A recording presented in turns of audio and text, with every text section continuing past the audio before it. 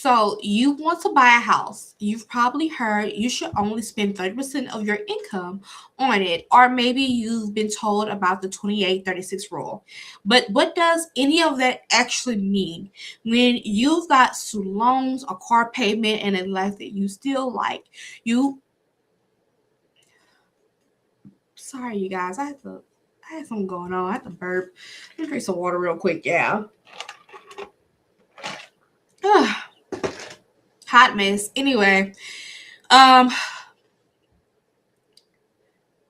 for years, you've been handling all these one size fit rules that you feel like they were made for a totally different economy. They don't fit into your Pacific, your life, your debts, your Pacific life goals, what you got going on. Those yesteryear's rules don't really apply to today's landscape, okay? So we're going to throw everything out, okay? And I'm going to just show you the simple no guess formula that lenders actually use to figure out how much money you can borrow.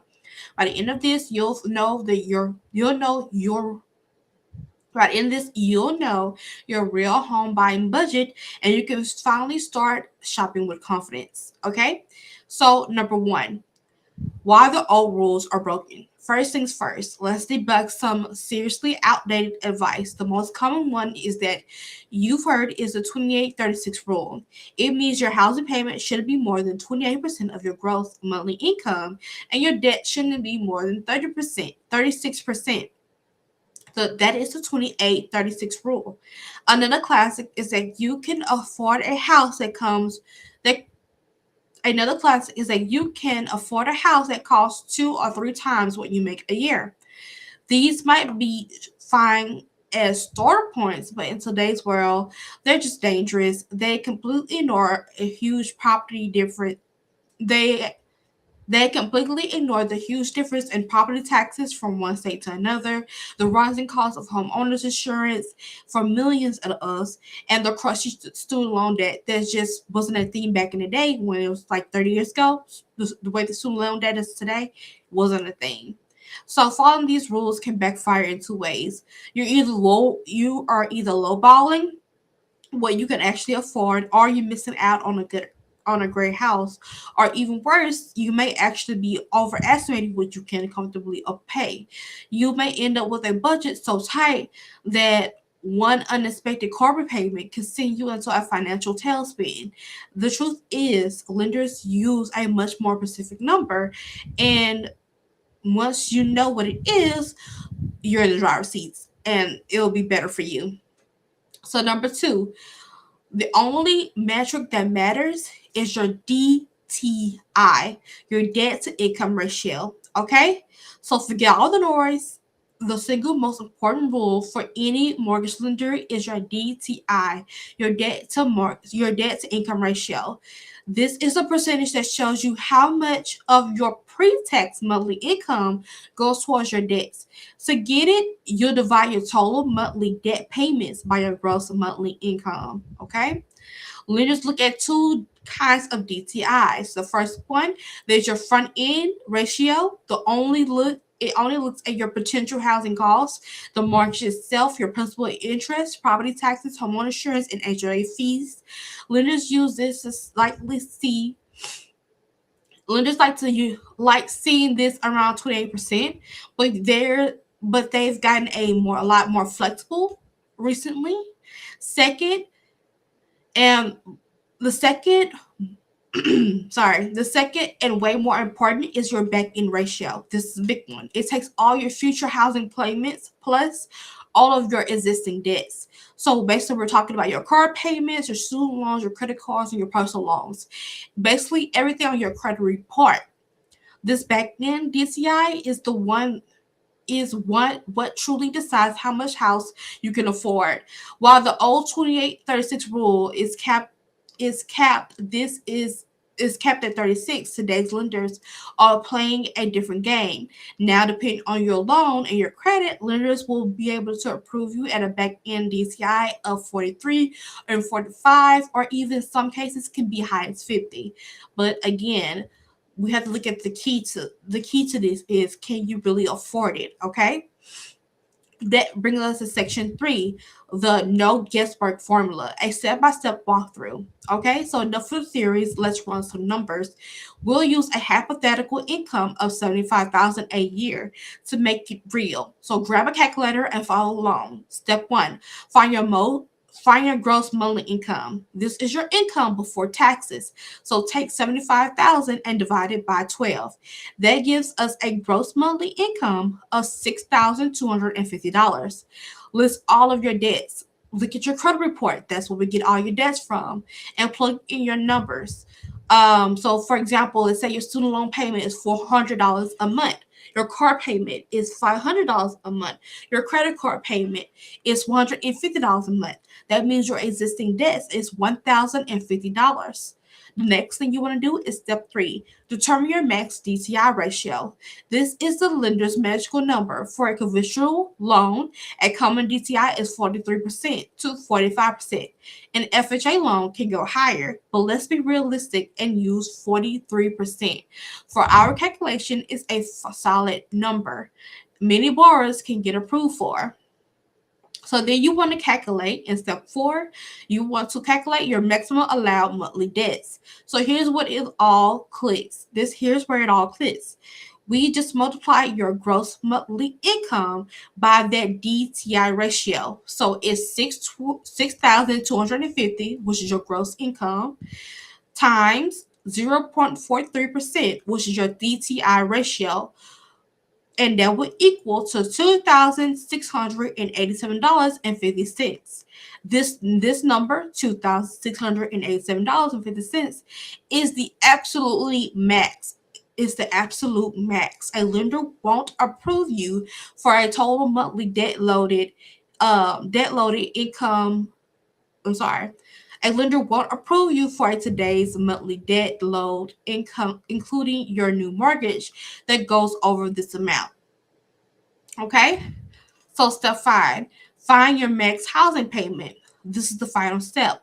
Take that maximum monthly debt and subtract the debts that you already have. So $2,687.50 minus the existing debts of $1,050, and that will equal to $1,637.50.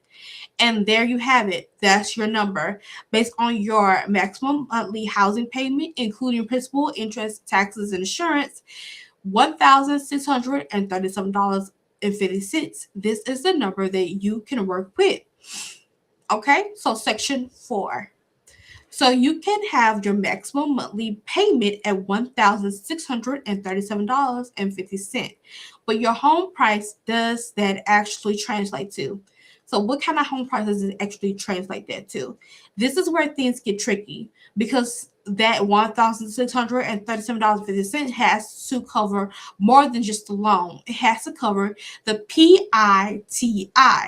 That is P is for principal, that part of the payment that pays down your loan. I is for interest, the fee for borrowing the money. Okay. In April 2006, the average 30-year fixed mortgage is around 6.9%. T is for taxes, property taxes, which are a massive variable. A $300,000 home in one state may have $600 a month in taxes, while in the same home somewhere else could be around $100. I is for insurance. Homeowners insurance costs that changes widely based on where you live. So let's see how this affects our $1,637.50 payment. If we estimate property taxes and insurance are a combined $400 a month, that leaves you with a $1,237.50 for principal and interest. At a 6.9% interest rate, that supports a loan about $188,000. But what if you live in a higher tax area and your taxes and insurance are $650 a month? All of a sudden, you only have $987.50 left for the principal and interest. That same 6.9% rate not only gets the loan of about $150,000, that's a $38,000 drop in buying power, all because of the local costs. You have to research your property taxes and insurance. Don't just guess it. Now that you have a complete formula, you're probably ready to run your own numbers. To make it easier, of course, there are home affordability calculators out there that you can use. I also sell on my website um, budget spreadsheets, so you can budget and see if these can really work with your monthly budget. You can just see what works for your monthly budget. Okay, you can go on my website for this. This next part maybe is the most important takeaway here. The number the lender gives you is not the same as what you can comfortably afford. Okay, a lender is just managing the risk. You have to manage your own life. It is important for you to manage your own life. This is why I suggest you to use a budget spreadsheet that I set on my website so that you can look at what you can actually afford. And you can also stress test the numbers. So let's say that you pay $1,000 in rent, but the house that you want to buy is $1,500. You can stress that to see if you can actually afford that by just paying $1,000 of rent and set aside $500 every single month to see how you financially capable of handling that every single month. You get what I'm saying? So just take that $500, put it aside, and act like you paid for your mortgage. You really didn't, but it's just so you can see if this number is realistic for you to pay, so you can feel comfortable paying every single month. Okay. Make sure that you also understand the groceries, utilities, and all that. If all those numbers, comes across, so just don't think about just your mortgage and your debts. You have life expenses. The last thing I want you to do is end up house poor. That's not anything that I want for myself, and it's definitely nothing I want for my clients. That is why I sell digital spreadsheets and I give out this information. Okay. This is exactly why you have to have a solid emergency fund as well. You want to have at least 3 to 6 months of essential living expenses before buying a house. Now let's go back to that formula. We calculated using the lender's max DTI of 43%. But what if you created your own comfortable DTI? Okay, so let's do a quick math. So your gross income is 6,250 times 0.36, which is your comfortable DTI, which is $2,250 in total allowable debt. And then you take that $2,550 in total allowable debt minus the $1,050 of existing debt, and that equals to a $1,200 house payment. That is over $400 less per month than what the bank would have given you. That $400 is your breathing room. It's your peace of mind. It's the money that you can use for savings, vacations, and things like that. Again, it's about the numbers that work best for you. So, of course, play with the numbers, come up with a budget, come up with something that will work best for your financial sake, okay? So let's just say you worked out the numbers, you looking at them, be like, girl, I'm like, none of these numbers. I completely understand that happens. So let's work on how to improve your numbers. Okay, so what happens if you run the numbers and you hate them? Do not get discouraged. Your affordability isn't carved in stone. You have the power to change it, and it really comes down to improving your debt to income ratio. So there are two ways into improving your debt to income ratio. First, pay down your debts. Every single dollar of your debt that you knock out is a dollar that can go towards your housing payment. So start with the high interest credit cards and personal loans, and pay off that $400 card payment before you apply. Just pay off your debts. The second one is to increase your income. You can do this which is easier said than done, I know, but it's a huge lever. It's one of the other things you can do. You can get a side hustle, you get a co-borrower. This is why who you marry is important, because they can add on the extra income for you. You can get, boost your gross monthly income directly can increase your affordability, basically. And a huge tip for at least 6 months before applying for a mortgage, go on a debt diet. Don't finance a new car. Don't open a new credit card account. Keep your financial profile clean and stable as possible. The path of buying a home can feel like you're navigating a maze blindfolded, filled with bad advice and paralyzing fear of the massive mistakes. But it doesn't have to. The answer is to toss out those old meaningless rules and focus on the one number that actually matters, your debt income ratio.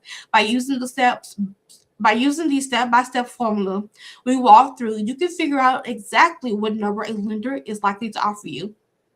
And also, you can figure out what you are comfortable with paying, your comfortable DTI that you can find in your budget that doesn't get you house poor, and you can thrive in your home without having financial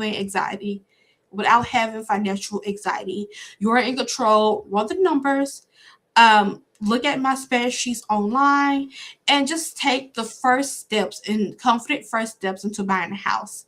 Thank you for watching. Don't forget to like and subscribe, and thank you. Let me know if you have any comments. Let's check the comments on the live to see if anybody has anything to say or if they like anything. Let's check it out. Okay, wait. I forgot. On this side, the comments are so small. Oh, I just dropped my glasses.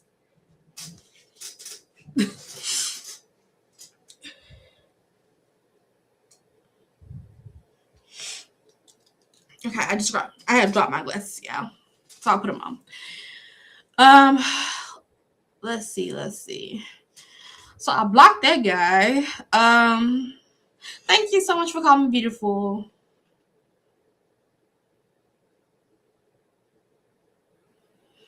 Wow, that's me.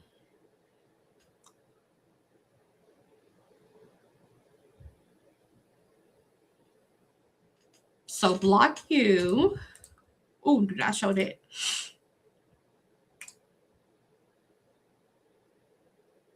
I'm gonna block you too.